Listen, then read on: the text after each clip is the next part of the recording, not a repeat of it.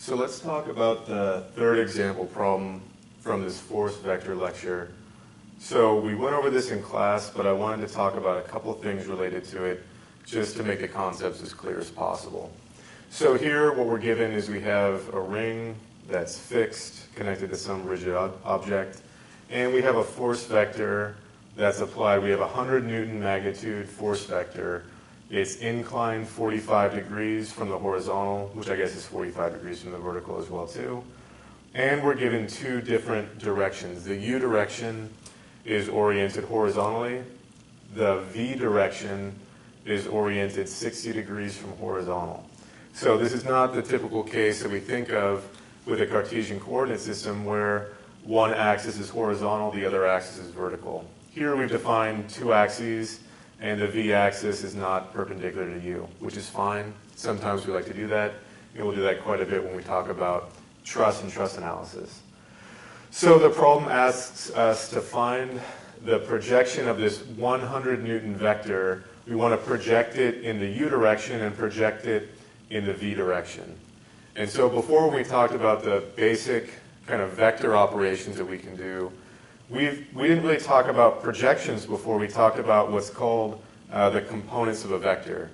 So if we had two different vectors and we added them together, we would get a resultant vector. But if we took a resultant vector and we tried to kind of go backwards and get the component in one direction and the component in the other direction, it's a little bit different than getting the projection because here the u and the v directions are not orthogonal. So let me explain what I'm talking about. So we've talked before about adding vectors together. We can use the parallelogram rule or we can use the triangle rule. And so here, if we have the force vector, it's again inclined 45 degrees from horizontal or vertical, and we try to get the components that would add up to equal that force vector. In other words, the vectors that would add up and have a resultant of this force vector, it would look a little bit different than what we get when we talk about projections. And again, that's only because the angle between these two different axes is not 90 degrees. So in this situation, if I were to try to draw the two vectors that would add up to this force resultant, I could kind of use the triangle or the parallelogram rule backwards. So what I would do is I would take this u direction and I would draw a line parallel to this u direction that goes through the tip of this force vector. So I would draw, and because I've told you to use a straight edge, I'll use one here for the examples as well too. So if I were to draw a line parallel to that u direction that passes through the tip of the force vector, it would look like that. And likewise, I need to draw another line that's parallel to this v direction that also passes through the tip of the resultant vector, or the vector that I'm trying to get the components of. So there we go. We've got it looks like the parallelogram rule right now. The only thing that we're missing is to draw the vectors on top of it. So if I were to draw the components of the vectors, or the two different vectors that would add up to equal f, one's going to be in the v direction, as we see right here. This would be the component in the v direction, in other words, f sub v. And then I would have a component in the u direction. We'll call that f sub u. And so you'll notice here that none of the angles of this parallelogram are 90 degrees.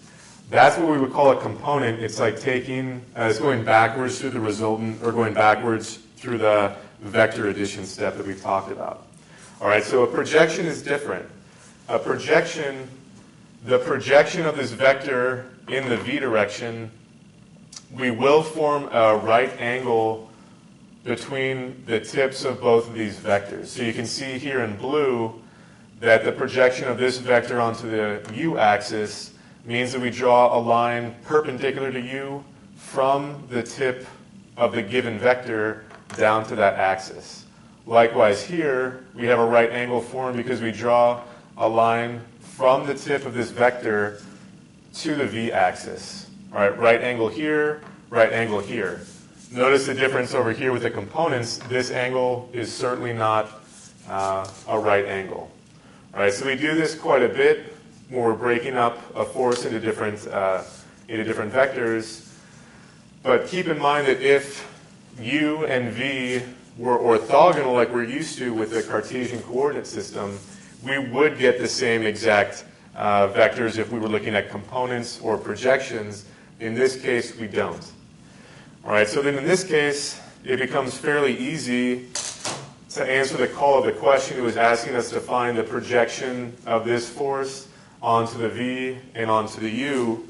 All right, so in this case, we're given the angle between the given force vector and the projected axes. And so it just comes down to some basic trigonometry. We can treat this given vector as the hypotenuse. We can treat this new projected vector as the adjacent side to this angle. And so we can use the cosine relationship to figure out the length of this projected vector. And the same for the projected vector in the u direction.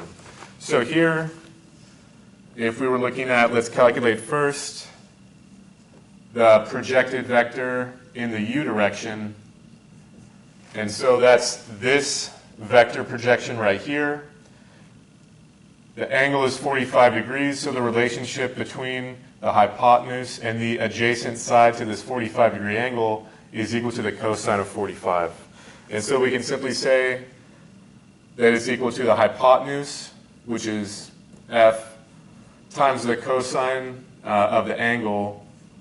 And here we know that the magnitude of f is 100 newtons. And we're going to multiply this by the cosine of the angle, which is 45 degrees. And we get 70.7 newtons, because cosine 45 is simply 0.707, or root 2 over 2. Okay, so this is the projection of the force vector onto the u-axis. The second projection is going to be in the v direction. So it's the same idea. It's going to be equal to the magnitude of the given force vector times the cosine of the angle between the projected vector and the given vector. Here, we're given that angle is 15 degrees. The magnitude stays the same, 100 newtons, but here the angle is 15 degrees, and we get 96.6 newtons is the magnitude of the projection of that given vector in the v direction. All right, so the trigonometry is relatively straightforward. Anytime you can make a right triangle, then cosine, sine, tangent comes in very handy. So it's relatively straightforward. Sometimes you'll need to do some intermediate trigonometry steps depending on what kind of information is given. But again, so the trigonometry is important to have a good grasp on, but also the conception of projection versus component. I have kind of interchanged the two different terms, but that's because usually we're dealing with an orthogonal coordinate system. Just keep in mind, if we're talking about coordinates that aren't orthogonal, you will get a different answer between projection and component.